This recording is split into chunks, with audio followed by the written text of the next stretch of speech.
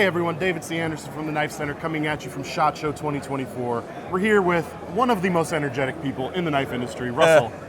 I wish. Oh my God. How are you, my friend? Doing good, doing good. Well, Russell's here to show us the new stuff coming soon from ArtisanCutlery and CJRB. Let's get right into it. Cool. So why don't we start over here? So we got some stuff that it will be coming to the KnifeCenter. Yeah, these first two should be available very, very soon. Yes. So let's start over here with the newest design from Nick Rogers. This is the Wade-In, and okay, so here's my thing with this one.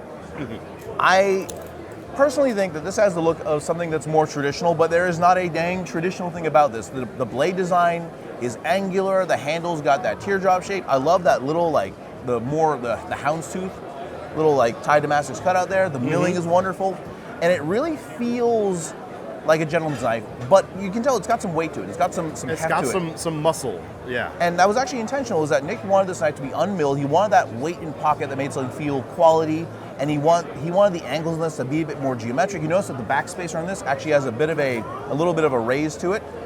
So there's something kind of like a little sci-fi, a little spaceship about this guy, but it does have the vibes of a classic knife. I mean, yeah, like the shield inlay on the front is obviously very classic.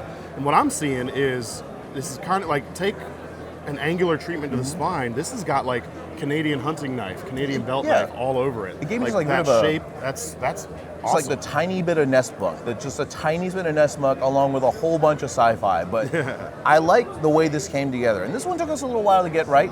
And that, I will say, that blade shape, that thing is so slicey. It's got a trim blade, it's thin. Look how nice and thin it gets. That full deep swedge there is going to help things out as well. Very nice. It's a cool knife. And so S90V, titanium, of course. And it's a little bit of tie Damascus. So we all know the front flippers are my nemesis, but this is a top style flipper, and you can see it's got a little bit of a curl up there, so no problem. That little S shape is really nice. And you can even index finger flick it as well. Thanks to that little thing, though. You did it. Really? I did it. I did okay. I'm getting better. Yeah, very nice. So that's the Wade-In designed by Nick Rogers. Very nice. All right, let's move on to one that I know you've seen before. Obviously, we have the Mini Pyrite, but this is the dressed up version in full tie, sand polished blade, S90, you know, fat carbon. The whole nines. You know, I personally am not sure that this would be my style of carry, but at the same time, I really like the Mini Pyrite. I think it's been so good to carry that. I have a little, I have my one that's been chucked around the backyard a billion times. It's fallen out of my pocket. It's beat up, but I think this one, with that extra bit of like the tie, the contouring, the fat carbon, we even did like a special clip for this one to be small enough to fit on this guy. For those people that love this knife and really just like need that small knife, they want the class, they want the steel, they want that, but they want it in that size range, I can't think of a better option than this. You get all the bells and whistles offered on any Artisan product through CJRB with the best materials in that tiny size range. And it feels great. It feels fantastic. Especially with this blade shape, it's like the gentleman's box cutter too. Yeah, it's real nice. It looks tiny in your hands, man. Well, I do have slightly larger than average hands. There it is. Okay. More Pyrite stuff. More Pyrite news. Now we're on to protos, and you know, I know everyone has been. The Pyrite is here to stay. We are happy with it. People love it. I know someone's like, oh my God, more Pyrites. No. Come on. More Pyrites. Let's do it. The Bowie Pyrite. We're going to have this one out soon. We are trying to think of a way to kind of make this, we have the standard. It's great. Studs, drop point, classy looking. The Wharncliffe, probably the user's choice. So what do we do to make this a bit more dramatic and interesting? While without, making it over the top. Like, I'm not making a Nightmare ground Tonto. And to be fair, I'm not sure we're going to do this shine copper finish, but I love the way this looks on camera, so it had to come up here. But I love this clip point. Also, the fuller, does it give you some flickability? It does. That middle finger flick is perfect. There we go. Excellent. So you can even do the long, the roll. You got the studs, but it does give you a bit more blade than the other two previous models. Just a bit. It's got a bit more. It's got a bit less of that deeper curve to it, so you just get a bit more to it, and that tip is so fine. That is a nice fine tip. Like, it really is a bit of a, kind of tip. A little bit of poker, Yeah, and I just love the way this turned out. I did not expect this to look and feel like this when I saw the drawings. Good close profile, too. I know, it looks so clean. It's nice and squared off on top, and it just adds another bit of dimension to the Pyrite chassis. For sure. And I like that we can call it a chassis now. Hey, there you go. Ooh, it's so good. So that's the Pyrite Bowie, or the Bowrite. Boo-Rite? Boo-Rite. There we go. One of the above. One of those two. So going on, because, and I can't do too much in this guy because we all knew it was coming, large version of the Warney Pyrite. Everyone asked, I've had people yelling at me on the phone about it. I've had people screaming about, why can't we do this? Why can't we have nice things? Like, here we go, we did Here's it. your nice thing. There's your nice thing. Large, Wharncliffe Pyrite, we know you want them, we know you need them. There we go, we did it. And a great price too. Even the stainless steel handle ones are the same price as the G10. Yep. What are we, like 60, 65 bucks? About 60 bucks. On the KnifeCenter right now. Lot of knife, lot of nice action. Good steel, RPM 9 for the money, for sure. It still blows me away that when we designed these, we pretty much kept the same thickness of the scales and the blade. So when you get one in just hand, made it bigger. It's just still slicey. It's just wider with a bigger button. Like the only difference was the button is actually larger, so you get a bit more, a bit more strength behind the button. But it's still a thin knife. Yeah. It's trim, and it's like, this is all steel. And if you made if we widen that out too, it would just be a slab. Like, that'd be so heavy. But this really isn't that bad. Carries easy, slices good, Exactly. just more of it. Very nice. All right, and then now let's so we do have this model out. This is the Hectare. This is our first crossbar lock we did, and I'm pretty happy with this. This is actually, funny enough, my first time handling this version of it that we did in fat carbon. Might have some coming to KnifeCenter soon. Yep, we'll see. So. But this is a great. If you like the crossbar and you're looking for kind of a more EDC-oriented knife, something kind of on the smaller side, not really over the top, the Hectare does everything right. You have the finger choil. You have a more wide draw point blade, comfortable handle, simple lines, good configuration, just right in the hand. I think we nailed it on just something that's like, you like the crossbar? Here is a knife with the crossbar done right. Well, it is. It's a good design. It's simple and clean in the same ways that the Pyrite does. Mm-hmm. Like it's just a good, well-rounded pocket You'd be knife. surprised how hard it was to make a knife different than the Pyrite that kept similar lines and then changed the mechanism. It's like, how do we make it not look like the Pyrite, but also be kind of like the Pyrite? Well, there you go. It's the Hectare. It did it. So We did a good regular job there. versions of this are like $50. Very good price. This version is going to be a bit more expensive, obviously, because you got the fat carbon S90. S90V blade steel as well. So big jump right there. Ooh. One of the most for edge retention on a stainless steel without getting into the super exotic stuff.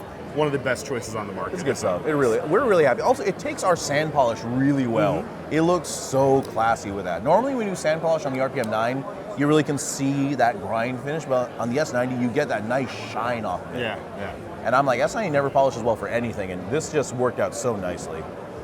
So that's the first. This now is the second crossbar lock. Yep, so this one is in proto still, but this is a design by Ray Laconico. This is the Prado, and I believe this is Ray's first crossbar across the board. Ever. He has not done a crossbar lock, and as you can tell, it's a bigger knife.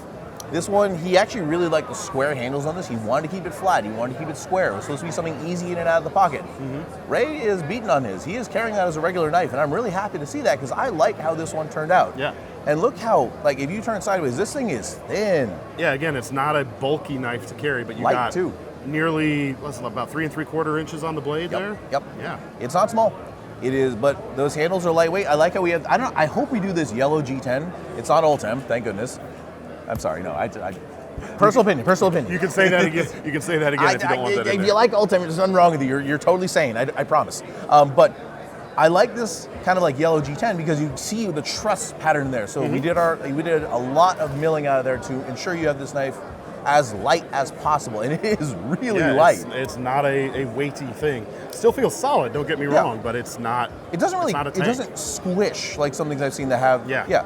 Like you really got to give it a good if you want to squeeze it, but it feels good. It feels substantial enough, and because the blade is wide but also light, it balances really nicely. Yeah. And so this one we should have out sometime relatively soon. Ray's had his protos for a while. We've kind of done a little bit of adjusting. I think there might be a few small changes, but so far it's going to look like this. It's going to be a larger crossbar style knife with a thin, high clip blade, and I think this thing screams Laconico. Yeah, probably RPM 9. Yep.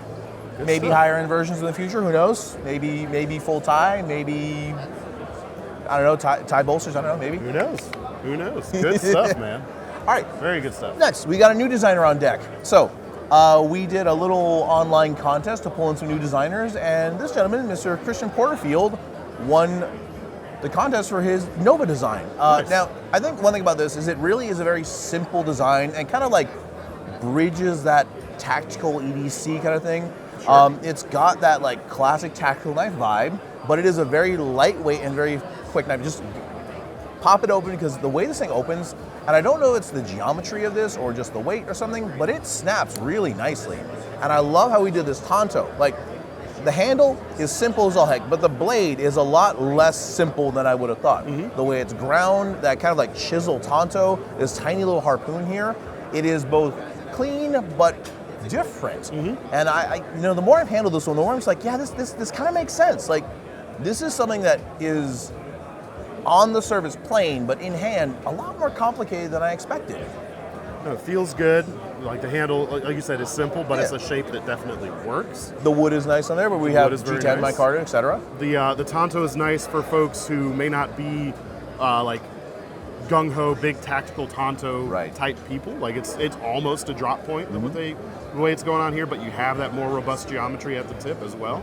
It's really nice. Yeah, it's a cool knife. This is his first design across the board, and I'm just like, okay, you know what? This guy came in swinging. I'm excited about this. I like that it's hitting in that CJRB price range where it's going to be more accessible. Yeah. Of course, we're going to do a blacked out version naturally, but I think this thing's hitting the right spots for a type of model that we don't really have yet. We don't really have that kind of like thin, more tactical, like tack EDC sort of thing, and this is doing just right.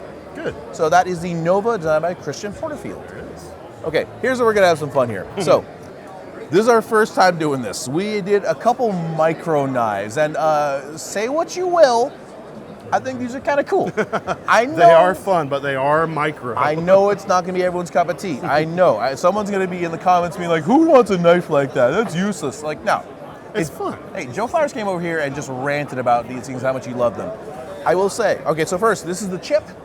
Little tiny guy, I'm like, if I can measure that blade, I can very confidently say it is a legal carry size. It's like an inch, like what, inch? Might not even be an inch. About an inch-ish, yeah. So these are going to come with this. These are going to come with this nice little leather slip. There we go. The bead with a little paracord to give you a nice little lanyard, and that'll help you get it out of there a little bit. I don't want to stick it too deep here on the. This is small enough to fit in a wallet. Like you can put with the slip. So. It's tiny, but it does exactly what it looks like. It is mail, it is tape, it is boxes, it is all the small little things that you need to do with a knife like this. And for me personally, I might just like put a magnet on my fridge and just knife on there. Like just, here's my box, here's my package from KnifeCenter, open the box, put the knife on the fridge, we're good. And of course, different colors. You can do all kinds of different so many. We have carbon fiber inlaid ones over there. We have like maple burl. Oh, nice. We have like ebony over there. It's really cool, but it's a neat little knife. And I think for the right person who is looking to have something either incredibly lightweight or incredibly low profile, or just looking for something that's just like solo, or it could be a kitchen drawer knife. Yeah. It could be a desk knife. I think solo purpose tool. It's like it is the one quickest use tool for this single purpose, and this is all I need for this. And honestly, yeah, like this is like the tape knife, the I'm unboxing my knives knife. So that's the chip. That's the chip, and the next one is the nap. As you said, a bit of a nightmare to sharpen, but I nap as in flint napping. With a K, not the I need one right now because I'm tired. Yeah. But this one's our little, like, it's a double-edged tiny dagger, and not a self-defense knife. Yeah, but it's fun for ants. Yes. Is that a knife for ants? But I do love the way we did this because to get that double edge on here, one, it's got almost like, what is it? The beaver tail daggers. It makes me think of like a tiny version of that. But for the right person looking for something like this is a great tool to have in your kit. If you're going out, and I'm not going to say you're bow hunting, because if you're making arrows while bow hunting, that's You've an issue. already failed. But this easily fits into an Altoids tin. Like, it also almost looks like a little throwing knife too. Yeah, I mean you'd really have to huck that thing. Altoids tin knife, sure. I feel like you need to put like a lead weight on the lanyard and just huck it by the lanyard and hope it hits. What can we do here? I mean, no. It's like, all right, too many people around. I can make it over that wall. But anyway, the nap is kind of a cool piece, and I think again, it's going to be for the right person. Yeah, that's what it is to me. It's cool. It's fun. It's fun. Yeah, yeah. But there's someone out there who's like a hardcore bushcrafter who's like, I need that. That's perfect. Like there is someone looking at the screen right now who is just like, I need as many of those as I can. I want a bag full of those. Price point is probably going to come in around that bag full price. They're going to be very comfortably priced. We are hoping to include this with a good amount of little extra Some things, goodies, like the lanyard, the bead, the little slip. I'm hoping that there's going to be a Kydex version. We'll see, because I'm not sure if you even do a Kydex one that small. But cool. I love that it's something very different from us. It's a very different kind of product, and it's something that there aren't a whole bunch of out there right now. From this point where you just like, oh yeah, I'll order some. I want multiples. I want a little gift. I want a little thing as backup. Like, there's so many uses. Yeah, and it's probably, like you said, the price point. It might get you to the point where it's not too much money. It might get you over that free shipping threshold on KnifeCenter too. Ooh, so I've been there before. That'd be a good add-on to hit that level. I've been there. It's like, oh, another $100 knife. Thank you very much. Why did I do that? So that is the nap. All right, so now getting into some artisan now prototypes. We're getting into the nice stuff. We are getting into the fun ones. This is cool. Oh, this is the newest design by Triple Stripe Designs, Jonathan Shaw. He did the boa. That one turned out amazingly.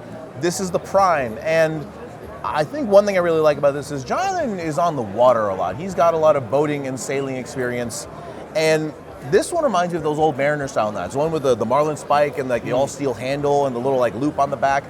This is like the classiest, sexiest version of that ever. That true, I can't say true sheepsfoot because it does have. You do have a little bit of belly, but it's well in the sheepsfoot. It's a minimized point, so you get mostly blade, and it's a wide, thin, full, flat ground blade.